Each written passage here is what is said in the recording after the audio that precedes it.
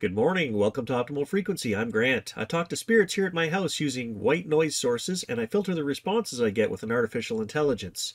The replies I do uncover are amazingly intelligent. In this episode of News of the Weird, we have fast food Roman style. We've got bully octopuses, radioactive dinnerware, and a hippo invasion. You won't want to miss it. Stay tuned.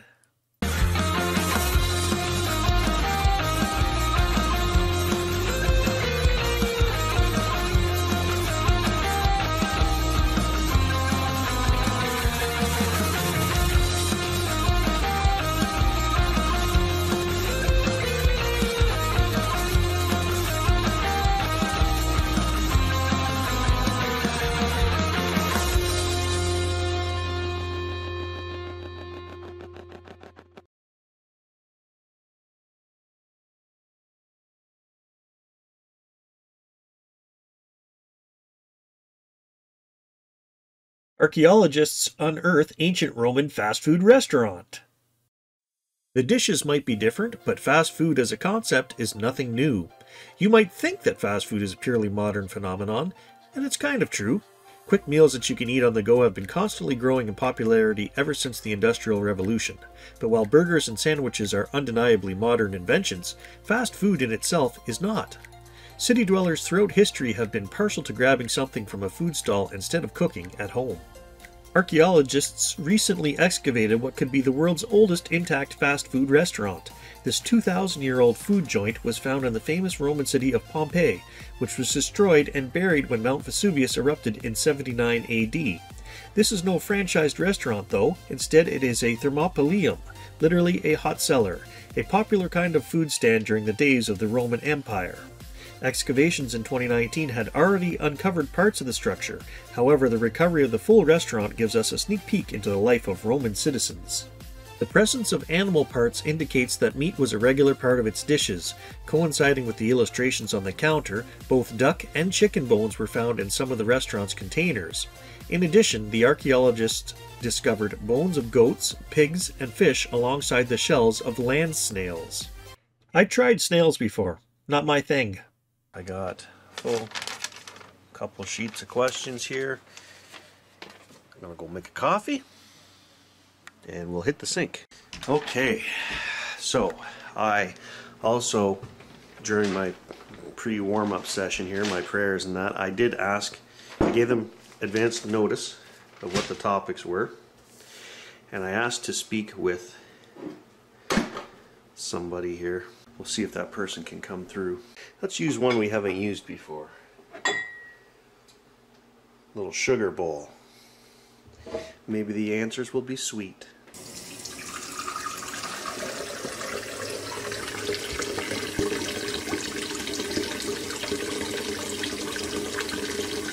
Good morning, spirits. How's everybody today?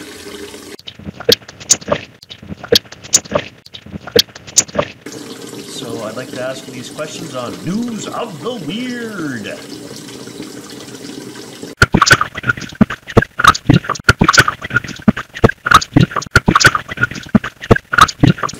Were fast food joints places of hangout for teenagers a couple thousand years ago?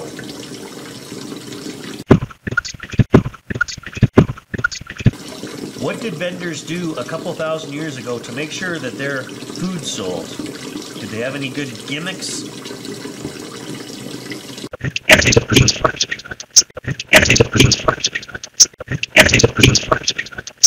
How were the cleaning standards back in the day compared to today?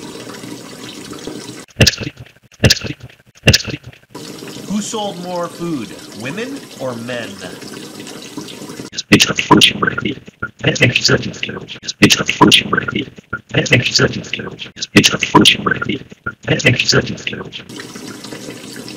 Who tried to sell more food?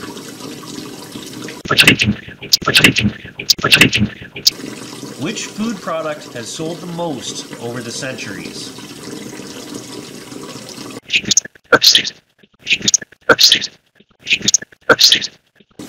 Is there anything else we should know about the food industry back in the long time ago, back in history?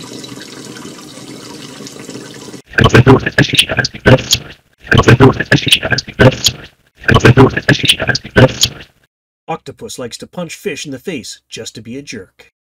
New research has found that certain fish species like groupers or goatfish sometimes form underwater hunting packs with octopuses. The unlikely alliance is supposed to benefit everyone involved.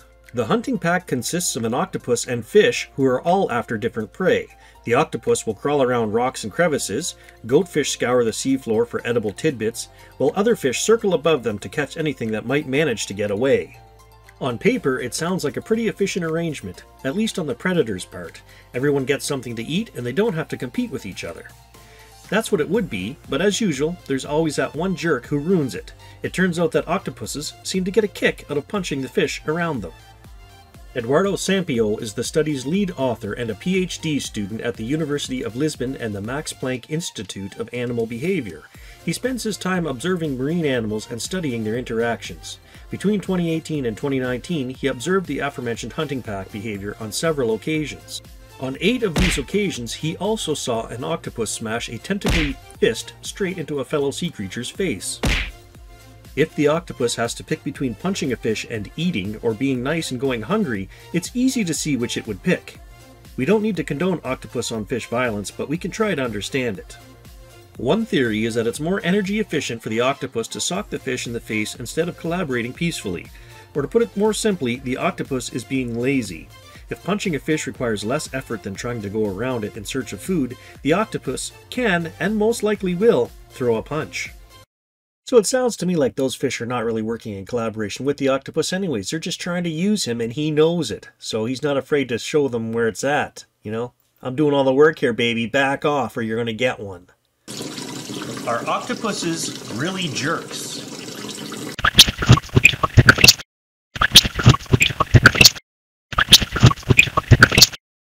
Or are the fish jerks?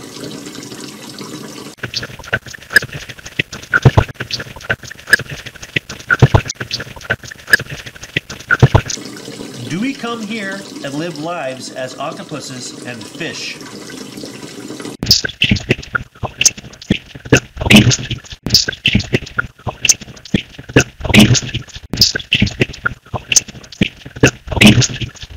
If you were to rank the intelligence of all the creatures on Earth, with number 1 being the smartest, what number would the octopus be? And what number would an elephant be? And what number would a human be?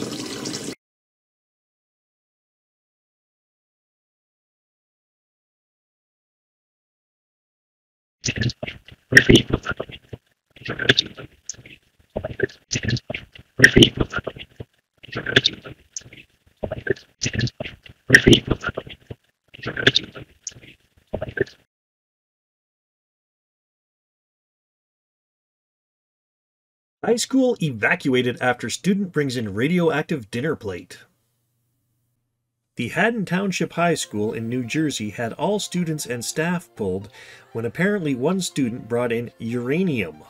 Local police, fire, and hazardous materials team arrived on the scene and immediately investigated the situation and secured the building. A hazmat team combed the school through room by room, while other rescue personnel tended to the evacuated students and staff. After a while, officials declared that it was safe to return to the school. And this is where it all gets weird. News outlets, through interviews, have discovered that the culprit was a dinner plate. You see, in the 1950s, we had already figured out how to make a nuclear bomb, but people weren't all that sure about the effects of radioactivity, and everybody thought that the future would be nuclear. Enter Fiestaware, a still active dinnerware manufacturer. They apparently thought at the time that it would be a swell idea to glaze plates with uranium oxide. And that's what they did. Yes, the material's radioactive. Apparently, a student who has been granted anonymity for understandable reasons received a Geiger counter as a Christmas present. A bit of an odd gift, but hey, who are we to judge? To test the gadget, the student and his parents went to buy a Fiestaware plate from an antique store. These plates are still sold perfectly legally, so it seemed like the easiest avenue to get something radioactive. Lo and behold, the plate set the Geiger counter off. Excited about the discovery, the student decided to take the plate to school so science teachers could use it in experiments. And this kid's parents thought this was a good idea. Okay, so now we're going to talk about those radioactive plates. How dangerous are those plates? I mean, if you ate off of them for 20 years, would that be dangerous?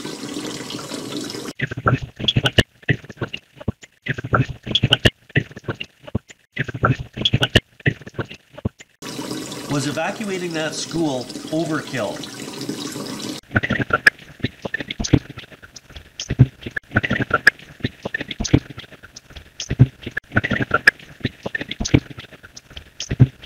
Should those dinner plates be removed from the market?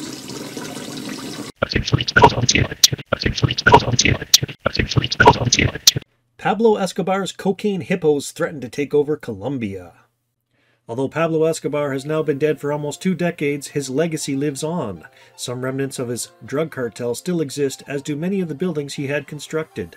But there is another thing Escobar left behind that continues to cause problems in Colombia. We're not talking about drugs, guns, or anything so obviously malicious. We're talking about hippos. You see, Escobar had a penchant for exotic animals, and since he was one of the richest people in the world at the height of his power, bringing in an estimated $70 million per day, he could indulge in his love for strange creatures. His private estates included an entire zoo filled with elephants, antelopes, exotic birds, ostriches, and hippos. When Escobar died in 1993, no one was left to look after the animals. Most of them were removed to other parts of the world or, unfortunately, put down. But not the hippos. Officials at the time deemed them too aggressive and difficult to seize and move, so they were left to their own devices. The general assumption probably was that they would soon enough die off naturally. According to researchers and environmentalists, there are somewhere between 80 to 100 hippos roaming Colombia, all descended from Escobar's 4 beasts. They have spread far and wide from Escobar's old estate and are constantly claiming more ground along the Magdalena River. They have no natural predators, and so the hippos are free to keep making babies, most of whom survive to adulthood. Experts speculate that there could soon be 1,500 hippos in Colombia. Is it anything really to worry about? I don't live in Colombia.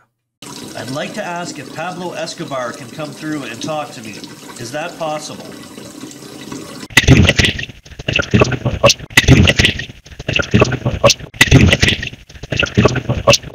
Just doing it all in there's no hate here, just want answers.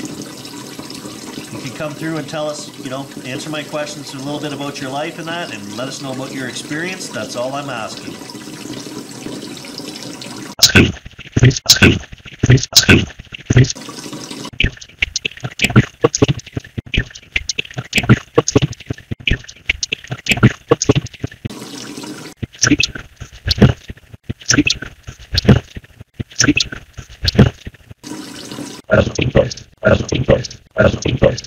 Pablo, did you go to what we would call heaven? Or did you go somewhere else?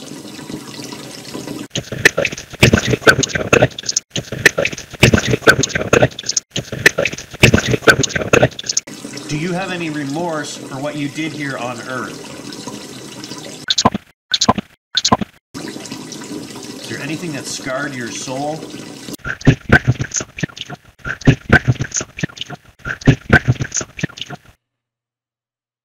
I don't really know what to say about that. I feel a real sadness at that response. 1, that he did it. 2, that he now suffers for it. And it's just a big, painful, terrible mess, and it scarred his soul. That, to me, is one of the most profound responses I've got since I started this months and months ago. Is life just one grand stage play, and we here are actors upon the earth?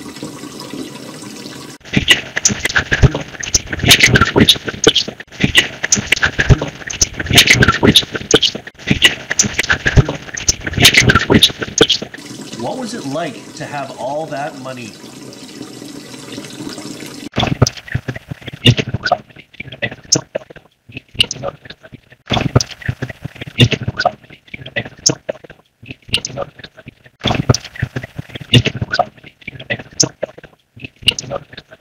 This is real, folks. Talking to a spirit, and I'm just trying to drive this home because I feel it during this session. Money was bullshit, and it scarred his soul to hurt people while he was here. Was it worth it?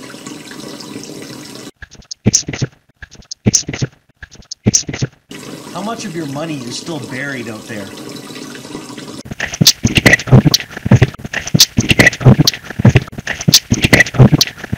What should happen with that money? Should it be found or should it remain hidden?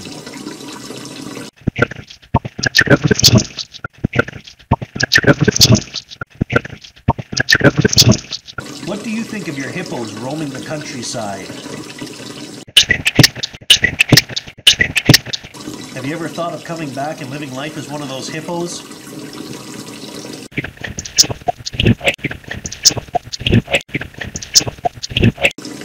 Okay, thank you very much, Pablo. Thanks for coming through if you did.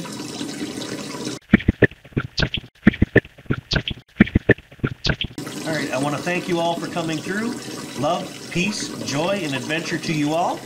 We'll catch you in the next episode. Thank you very much for answering my questions. God bless.